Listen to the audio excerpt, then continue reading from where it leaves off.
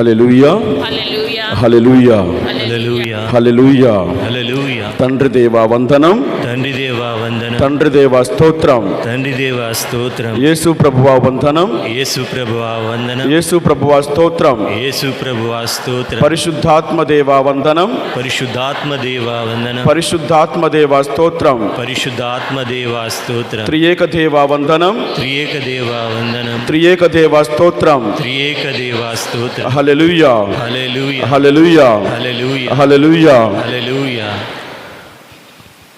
క్రీస్తునాథుని యందు ప్రియ సహోదరి సహోదరులారా, ఒకసారి ఒక తండ్రి కుమారుడు సంభాషించుకుంటూ ఉన్నారు.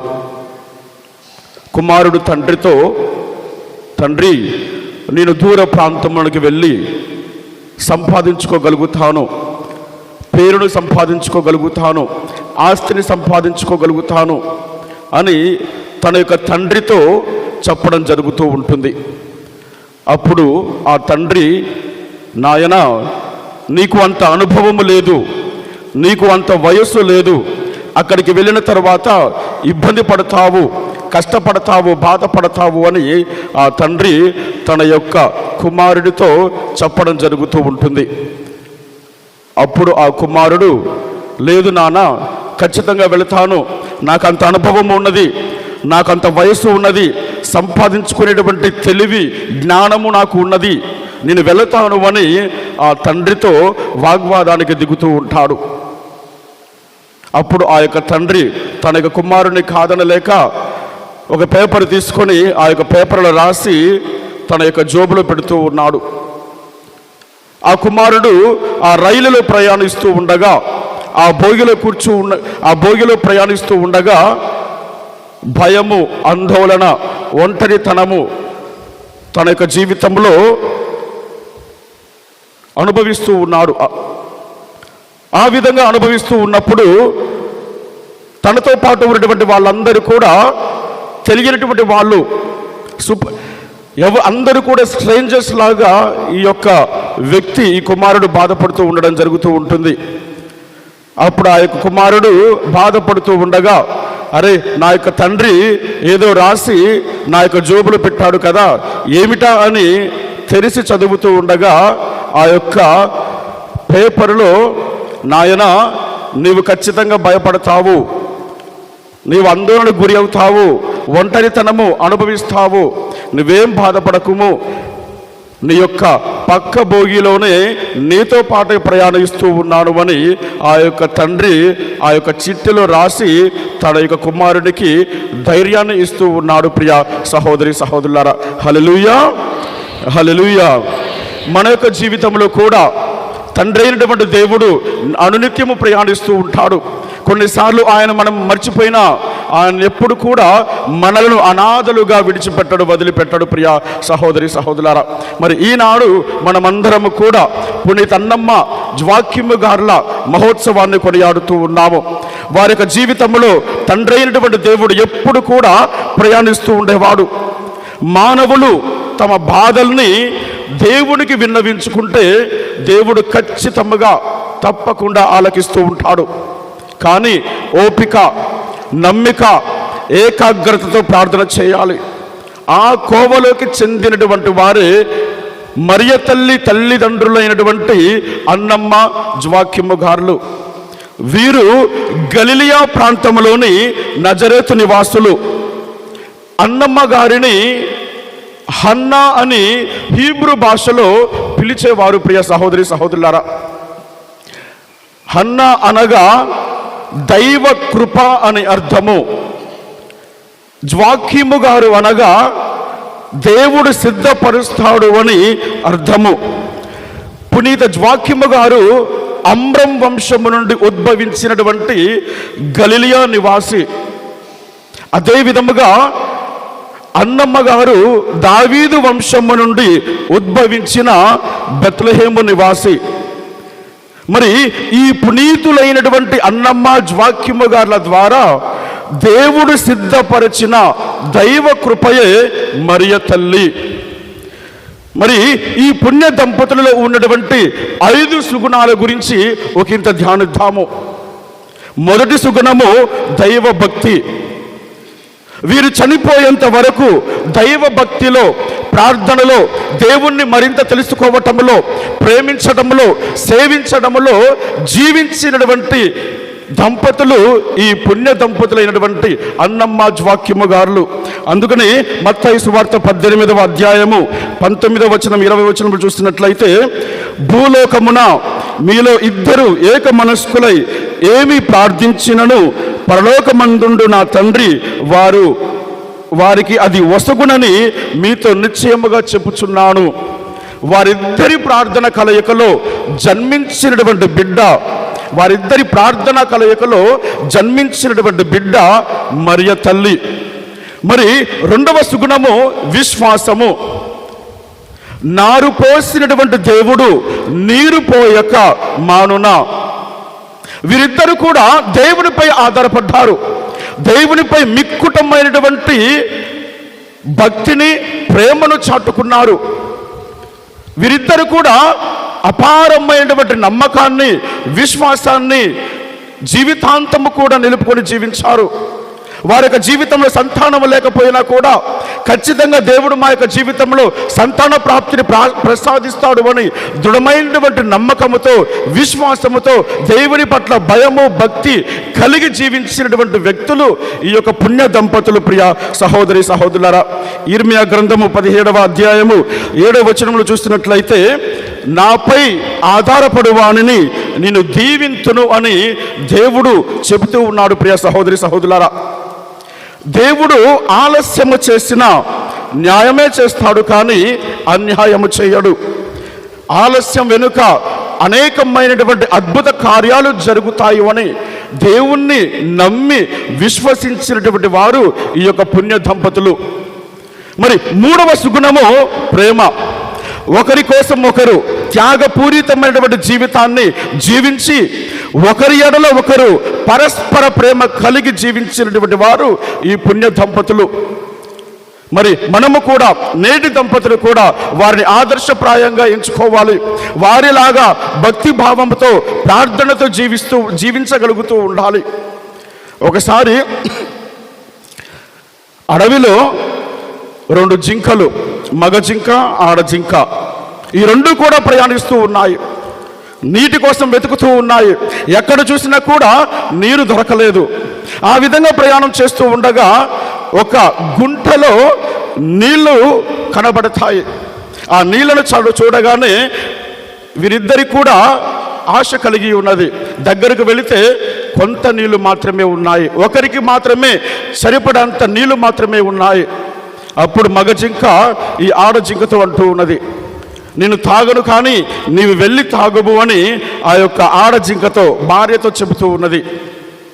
అప్పుడు ఈ యొక్క ఆడ జింక కూడా మగ జింకతో చెబుతూ ఉన్నది, లేదు నేను తాగను, నీవే వెళ్ళి కడుపు నింపుకో అని ఈ యొక్క ఆడ జింక కూడా చెబుతూ ఉన్నది.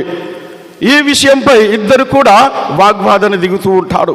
కొద్దిసేపు అయిన తర్వాత మగ జింక అంటూ ఉన్నది, లేదు ఇద్దరం కలిసి పోయి ఆ గుంటలో ఉన్నటువంటి నీళ్లను తాగుదాము అని ఆ యొక్క మగ జింక ఆడ జింకతో అంటూ ఉండగా ఇద్దరు కూడా వెళ్ళి ఆ యొక్క నీటిని త్రాగుతూ ఉన్నాయి, కానీ నీళ్లు మాత్రము అయిపోవటం లేదు. ఎందుకంటే ఆ మగ జింక తన యొక్క మూతిని నీటికి ఆనిచ్చింది, కానీ తాగటం లేదు. నా భార్య తాగాలి, నా భార్య కడుపు నింపుకోవాలి అనే ఆలోచనతో ఆ యొక్క మగ జింక తాగటం లేదు. అదే విధముగా ఆడ జింక కూడా తన యొక్క మూతిని నీటికి ఆనిచ్చింది, కానీ ఆ యొక్క నీటిని తాగట్లేదు. నా భర్త తాగాలి, నా భర్త కోసం నేను బతకాలి అనే ఆలోచనతో ఆడ జింక, మగ జింక ఈ ఇద్దరు కూడా అన్యోన్యంగా పరస్పర ప్రేమ కలుగుతూ జీవించగలుగుతూ ఉన్నాయి. అటువంటి ప్రేమ, అటువంటి పరస్పర ప్రేమ దంపతుల జీవితంలో ఎప్పుడు కూడా ఉండాలి. ప్రియ సహోదరి సహోదరులారా, మరి ఈ యొక్క అన్నమ్మ వాక్యమ్మ గారుల యొక్క జీవితంలో నిండైనటువంటి పరస్పర ప్రేమ, త్యాగపూరితమైనటువంటి ప్రేమను కడవరకు జీవించుకున్నారు. ప్రియ సహోదరి సహోదరులారా, అందుకని 1 కొరింథీయులకు రాసిన లేఖ 13వ అధ్యాయం 7వ వచనంలో చూసినట్లయితే, ప్రేమ సమస్తమును భరించును, సమస్తమును విశ్వసించును, సమస్తమును ఆశించును, సమస్తమును సహించును. ఈ వాక్యము తగ్గట్టుగా అన్నమ్మ వాక్యము గారు జీవించగలిగి ఉన్నారు. మరి 4వ సుగుణము నీతి, పవిత్రత. దేవుని దృష్టిలో నీతిమంతులుగా పరిగణింపబడ్డారు. వారి యొక్క జీవితంలో సంతానం లేకపోయినప్పటికీ నీతి, పరిశుద్ధతను ఎప్పుడు కూడా కోల్పోలేదు. వారిద్దరు కూడా దేవుడు ప్రసాదించినటువంటి 10 ఆజ్ఞల ప్రకారంగా జీవించారు, ధర్మశాస్త్రానికి అనుకూలంగా జీవించారు, దేవునికి దగ్గరగా జీవించి ఉన్నారు. ఖచ్చితంగా దేవుడు మా యొక్క జీవితంలో సంతానాన్ని ప్రసాదిస్తాడు అనే ఆశతో జీవించగలిగి ఉన్నారు. పూర్వ నిబంధనలు మనము చూసినట్లయితే అన్నమ్మ గారు కూడా దేవాలయాన్ని అంటిపెట్టుకుని ఉన్నది, దేవునికి దగ్గరగా జీవిస్తూ ఉన్నది, ప్రార్థనతో జీవిస్తూ ఉన్నది. ప్రభువా, నేను నీ యొక్క వాక్యముపై ఆధారపడి ఉన్నాను కదా, నీ యొక్క ఆజ్ఞల ప్రకారంగా జీవించగలిగి ఉన్నాను కదా, మరి నా జీవితంలో ఎందుకు సంతాన ప్రాప్తి లేదు ప్రభువా అని ఆ యొక్క అన్నమ్మ గారు దేవునికి మొరపెట్టుకుంటూ ఉంది. ప్రియ సహోదరి సహోదరులారా, ఆమె యొక్క బాధను, ఆమె యొక్క దుఃఖాన్ని చూసినటువంటి భర్త ఎల్కానా, ఎందుకు అన్నా బాధపడుతూ ఉన్నావు, ఎందుకు రోధిస్తూ ఉన్నావు, ఎందుకు దుఃఖిస్తూ ఉన్నావు, 10 మంది బిడ్డలకు సమానమైనటువంటి బిడ్డను నేనున్నాను కదా నీకు అని ఆ యొక్క భర్త ఆ యొక్క భార్యకు ధైర్యాన్ని, భరోసాని ఇస్తూ ఉన్నాడు. ప్రియ సహోదరి సహోదరులారా, వారి యొక్క ప్రార్థనను బట్టి, వారి యొక్క భక్తిని బట్టి దేవుడే వారి యొక్క జీవితంలో సంతానాన్ని ప్రసాదిస్తూ ఉన్నాడు. ఎందుకు? పరిశుద్ధత, నీతి, నిజాయితీవంతమైనటువంటి జీవితాన్ని వారిద్దరు కూడా జీవించగలిగి ఉన్నారు. అదే విధముగా అన్నమ్మ వాక్యము గారు కూడా వారి యొక్క జీవితంలో పరిశుద్ధతను, నీతివంతమైనటువంటి జీవితాన్ని జీవించగలిగి ఉన్నారు. మరి 5వ సుగుణము వినయము, ఆడంబరం లేనటువంటి జీవితము, గర్వం కానీ అహంకారం కానీ ప్రదర్శించకుండా అతి సాధారణమైనటువంటి జీవితాన్ని ఈ యొక్క దంపతులు జీవించగలిగి ఉన్నారు. విధేయత, వినయము, వినమ్రత, తగ్గింపు గుణము వారి యొక్క జీవితంలో ప్రదర్శించుకున్నారు. ప్రియ సహోదరి సహోదరులారా, అందుకని మత్తయి సువార్త 5వ అధ్యాయం 5వ వచనంలో చూసినట్లయితే వినమ్రులు ధన్యులు, వారు భూమికి వారసులగుతారు అని ప్రభువు మనందరికీ తెలియచేస్తూ ఉన్నాడు. వీరిలో ఉన్నటువంటి ఈ యొక్క 5 లక్షణాలు, 5 సుగుణాలు, దైవభక్తి, విశ్వాసము, ప్రేమ, నీతి, వినయము నేటి దంపతులు కూడా అలవరుచుకొని ఈ పునీతుల్లాంటి జీవితాన్ని జీవించడానికి కృషి చేయాలి. ప్రియ సహోదరి సహోదరులారా, శిరాపుత్రుడైనటువంటి యేసు జ్ఞాన గ్రంథంలో చూసినట్లయితే 3వ అధ్యాయము 17 వచనం నుంచి చూసినట్లయితే ఎవరైతే వినయముతో జీవిస్తూ ఉంటారో నరులు అధికముగా మెచ్చుకుంటారు. 18వ వచనం, నీవెంత అధికుడవో అంత వినయవంతుడవు కమ్ము, అప్పుడే దేవుడు మెచ్చుకుంటాడు. 19వ వచనం, ఎవరైతే వినయముతో వినమ్రతతో జీవిస్తారో అట్టి వారి జీవితంలో దేవుడు తన రహస్యమును తెలియజేస్తారు. 20వ వచనం, ప్రభువు మహాప్రభువు కలవాడైనను వినమ్రుల పూజలు అందుకొనును. ఈ 4 వచనాల సారాంశము దేవుని ఎదుట, తోటి వారి ఎదుట పరిశుద్ధ ప్రవర్తన, అదే నిజమైనటువంటి నీతి. ప్రియ సహోదరి సహోదరులారా, ఈ యొక్క పరిశుద్ధ ప్రవర్తన, నీతివంతమైనటువంటి జీవితము ఈ అన్నమ్మ వాక్యము గారుల యొక్క జీవితంలో కనబడింది. ఆ యొక్క జీవితాన్ని నిలుపుకున్నారు. ప్రియ సహోదరి సహోదరులారా, మరి ఈ పునీతులైనటువంటి అన్నమ్మ వాక్యము గారుల జీవితాన్ని 3 భాగాలుగా విభజించవచ్చు. అపోస్తల కార్యములు 20వ అధ్యాయము 35వ వచనంలో చూసినట్లయితే పుచ్చుకొనుట కంటే ఇచ్చుట ధన్యము. పునీతులు అన్నమ్మ వాక్యము గారు దాతృత్వం కలిగినటువంటి దంపతులు. నీలో భక్తి పెరిగితే దేవుడిని చూడాలనే కోరిక ఉంటుంది. నీలో దాన గుణం పెరిగితే ఆ దేవుడికే నిన్ను చూడాలనే కోరిక ఉంటుందట. ప్రియ సహోదరి సహోదరులారా, వారి యొక్క జీవితంలో ఎంతో మందికి దానం చేసి ఉన్నారు. వారి దగ్గర ఉన్నా లేకున్నా కూడా వారి దగ్గర ఉన్నటువంటి కొంత భాగాన్ని పేదలకు పంచేవారు. ప్రియ సహోదరి సహోదరులారా, ఎవరైనా అవసరములలో ఆపదల్లో ఉన్న వీరిని ఆశ్రయించినప్పుడు తప్పక ఆదుకునేవారు. వారికి వచ్చేటువంటి ఆదాయమును 3 భాగాలుగా విభజించేవారు. మొదటి భాగము దేవాలయానికి, రెండవ భాగము పేదలకు, యాత్రికులకు, మరి 3వ భాగము తమ సొంత ఖర్చులకు, పోషణకు వాడుకునేవారు. ఈ 3 భాగాలు 2 విషయాలను తెలియజేస్తూ ఉన్నాయి. ఈ 3 భాగాలు 2 విషయాలను తెలియజేస్తూ ఉన్నాయి. ఒక భాగం దేవాలయానికి, రెండవ భాగము యాత్రికులకు, పేదలకు, 3వ భాగము తమ సొంత ఖర్చులకు. ఈ 3 భాగాలు 2 విషయాలను తెలియజేస్తూ ఉన్నాయి. అది దేవుణ్ణి ప్రేమించడము, అదేవిధంగా తోటి నరుణ్ణి ఆదరించడము.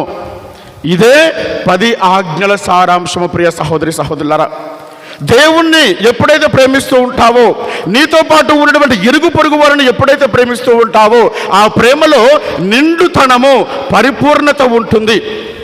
ఉదాహరణకు మనం ఏ గింజనైనా తీసుకున్నట్లయితే, అది మామిడి గింజనో లేకపోతే సపోటా గింజనో తీసుకున్నట్లయితే, ఏ గింజ పగలగొట్టినట్లయితే ఆ గింజలో ఏముంటుందండి? ఏముంటుంది? ఏముండదు. కొంచెం గ్యాప్ మాత్రమే ఉంటుంది. అవునా కాదా? అటు మామిడి గింజను పగలగొట్టినా, సపోటా గింజను పగలగొట్టినా కూడా గ్యాప్ మాత్రమే ఉంటుంది. కానీ ఆవ గింజను పగలగొట్టినట్లయితే ఆ యొక్క గింజలో ఎటువంటి గ్యాప్ కానీ వాక్యూమ్ కానీ ఉండదు.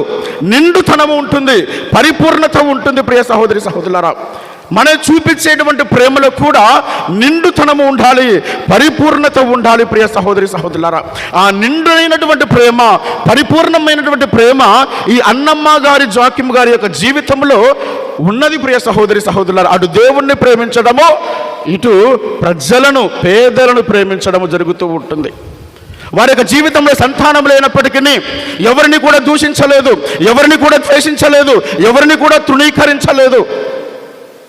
చేతి నిండా డబ్బులు ఉన్నప్పుడు ప్రపంచాన్ని మనమే మర్చిపోతూ ఉంటాము.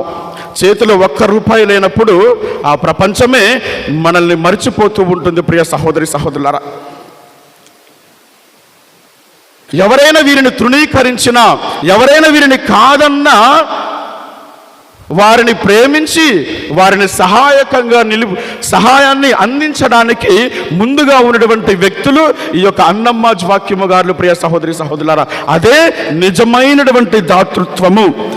మరి 2వ భాగము పునీతులైనటువంటి అన్నమ్మ వాక్యము గారు ప్రార్థించేటువంటి దంపతులు. వివాహమై 20 సంవత్సరాలు అయినప్పటికీ వారి యొక్క జీవితంలో సంతానము లేదు. ఎప్పుడు కూడా ప్రార్థన చేసేవారు. వారి యొక్క జీవితంలో ఎన్ని ఆటంకాలు వచ్చినా, ఎన్ని నిందలు వచ్చినా కూడా మా యొక్క ప్రభువు, మేము ప్రార్థించేటువంటి ప్రభువు ఖచ్చితంగా మా యొక్క జీవితంలో బిడ్డలను ప్రసాదిస్తాడు అనే ఆశ ఉన్నది. ప్రియ సహోదరి సహోదరులారా, ఆ రోజుల్లో దేవాలయ ప్రతిష్ట, యెరూషలేము దేవాలయంలో పండుగ ఘనంగా జరుపుకునేవారు. ఆ పండుగ మహోత్సవంలో, ఆ యెరూషలేము పండుగలో, ఆ దేవాలయ పండుగలో ఎవరైతే గొర్రెలను సమర్పిస్తూ ఉంటారో వారికి సంతాన ప్రాప్తి కలుగుతుంది అనే వాడుక ఆ రోజుల్లో బాగా ఉండేది. ప్రియ సహోదరి సహోదరులారా, అయితే ఈ వాక్యము గారు కూడా తన యొక్క మందలో నుంచి 2 తెల్లటి గొర్రెలను తీసుకుని భార్యకు వీడ్కోలు చెబుతూ యెరూషలేములో ఉన్నటువంటి దేవాలయానికి ప్రయాణమైపోతూ ఉంటాడు. ఇంటికాడ నుంచి సంతాన ప్రాప్తి కోసము, భర్త క్షేమం కోసము, భర్త ప్రయాణము కోసము ఈ అన్నమ్మ గారు అనుక్షణము ప్రార్థన చేసేది. ప్రియ సహోదరి సహోదరులారా, అయితే ఈ యొక్క వాక్యమ్మ గారు యెరూషలేము దేవాలయానికి వెళ్ళిన తరువాత ఉదయాన్నే లేచి స్నానము చేసి తన యొక్క 2 గొర్రెలకు స్నానము చేపించి యెరూషలేము దేవాలయంలో ఉన్నటువంటి యాజకుడైనటువంటి రూబేను దగ్గరకు వెళ్తూ ఉన్నాడు. వెళ్ళిన తరువాత తన యొక్క బాధను, తన యొక్క లోటును, తన యొక్క సమస్యను ఆ యొక్క యాజకుడికి, అర్చకుడికి తెలియజేస్తూ ఉన్నాడు. అది విన్నటువంటి ఈ యొక్క యాజకుడు రూబేను ఆ యొక్క వాక్యము గారితో అంటూ ఉన్నాడు, నీ యొక్క జీవితంలో పెళ్ళై ఇన్ని సంవత్సరాలైనా కూడా నీ యొక్క జీవితంలో సంతాన ప్రాప్తి లేదు. దేవుడు మిమ్మల్ని శపించాడు. ఆ రోజుల్లో యూదులు పెళ్లి చేసుకున్నట్లయితే, సంతానం లేకపోయినట్లయితే దేవుడు శపించాడు అని భావన ఉండేది. ప్రియ సహోదరి సహోదరులారా, అందుకనే ఈ రూబేను కూడా మీ యొక్క జీవితంలో దేవుడు మిమ్మల్ని శపించి ఉన్నాడు. మీరు సమర్పించేటువంటి ఈ గొర్రెలు అంగీకారము కాదు అని ఆ యొక్క జ్వాక్యము గారిని గట్టిగా మందలించి ఆయనను పంపుతూ ఉన్నాడు. ప్రియ సహోదరి సహోదరులారా, అప్పుడు జ్వాక్యము గారు తన భార్య దగ్గరకు వెళ్లకుండా దిగులుతో, బాధతో, దుఃఖముతో కొండ ప్రాంతములకు వెళుతూ ఉన్నాడు. అక్కడికి వెళ్ళిన తర్వాత రోధిస్తూ ఉన్నాడు, బాధపడుతూ ఉన్నాడు. ప్రభువా, మా యొక్క జీవితంలో సంతాన ప్రాప్తి లేదు ప్రభువా, మా యొక్క జీవితంలో బిడ్డను ప్రసాదించము ప్రభువా, నా యొక్క భార్యతో నేను ఏమి చెప్పుకోవాలి, నీ దేవాలయానికి వచ్చి ఉన్నాను కదా, ప్రార్థనలు చెల్లించి ఉన్నాను కదా, అయినా కూడా నా యొక్క జీవితంలో, మా దాంపత్య జీవితంలో సంతానం లేదు ప్రభువా అని ఆ యొక్క జ్వాక్యము గారు కొండ ప్రాంతంలో నుంచి ప్రార్థన చేస్తూ ఉన్నాడు. అదే విధముగా ఇంటి దగ్గర ఉన్నటువంటి ఈ యొక్క అన్నమ్మ గారు కూడా ప్రార్థన చేస్తూ ఉన్నది.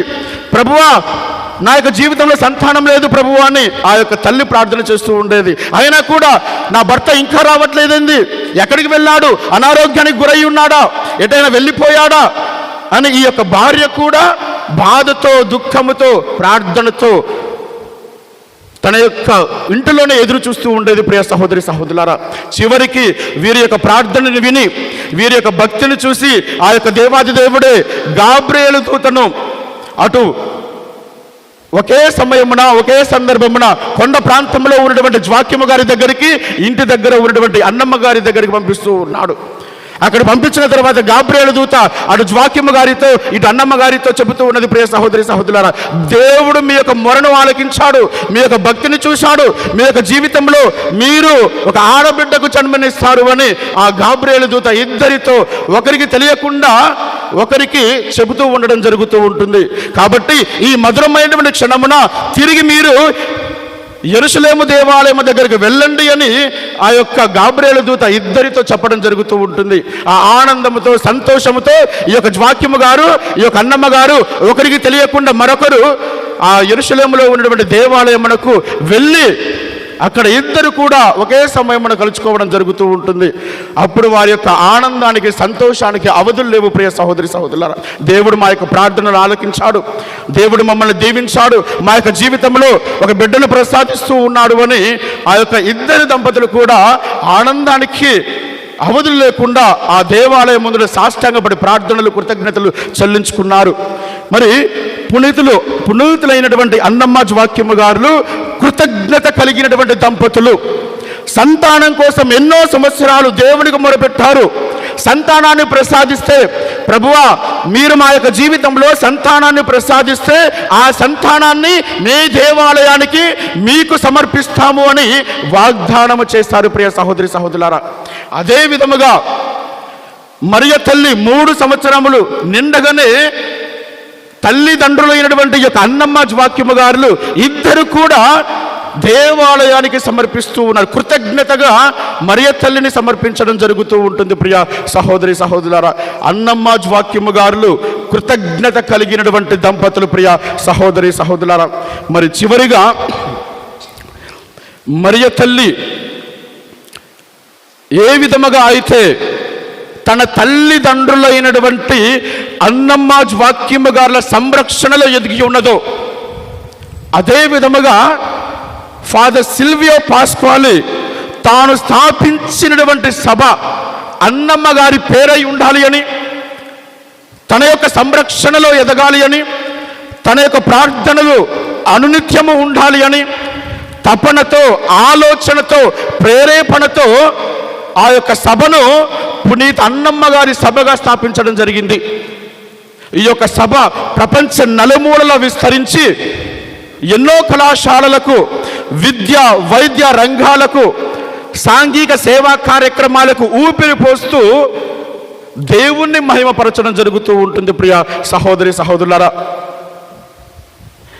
బస్తాల్లో ఉన్నటువంటి గింజల్లో మార్పు ఉంటుందా? బస్తాల్లో ఉన్నటువంటి గింజల్లో మార్పు ఉంటుందా? ఉండదు.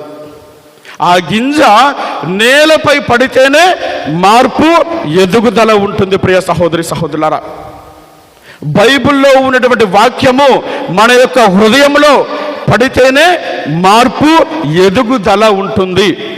ఆ మార్పు, ఆ ఎదుగుదల ఫాదర్ సిల్వియో పాస్క్వాలి నుంచి ఉద్భవించిన సభ పునీత అన్నమ్మ గారి సభ. మరి ఈనాడు ప్రత్యేక విధముగా ఈ యొక్క సభలో ఉన్నటువంటి ప్రతి కన్యాస్త్రీ కోసము, వారి యొక్క ఉద్దేశాల కోసము, వారి యొక్క క్యారిజం కోసము ప్రత్యేక విధముగా ఈ పూజలు సమర్పించుకుంటూ వారందరి కోసం, మరి ముఖ్యంగా ఈ మఠంపల్లి గ్రామంలో ఉన్నటువంటి ప్రతి కన్యాస్త్రీల కోసం ప్రార్థన చేస్తూ ఈ యొక్క పూజా బడుల భక్తి శ్రద్ధలతో ఆ దేవాదేవుణ్ణి ప్రార్థించుదాము, కోరుకుందాము. పితా పుత్ర పవిత్రాత్మ నామమున